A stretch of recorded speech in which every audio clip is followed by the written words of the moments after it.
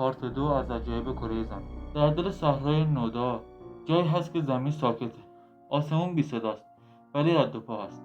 رد و پایی از سنگ‌های عظیم که خودشون حرکت میکنن. سنگ‌هایی که بعضیاشون تا 300 کیلوگرم جرم دارن.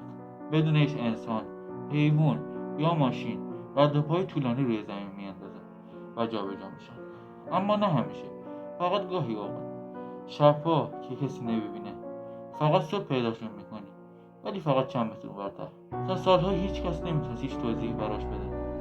بعضیا میگفتن ارواح یا نیروهای ناشناخته، تا اینکه یه گروه فهمیدن که شاید ترکیب نازکی از یخ و باد اونا رو حرکت میده. اما هنوز خیلیا باور دارن این فقط یه بهونه است، چون بعضی سنگ‌ها خلاف جهت برقی حرکت میکنن. یه چیزایی تو طبیعت هست که وقتی بخواد خودشو نشون میده و اگه دیدیش یعنی تو انتخاب شدی.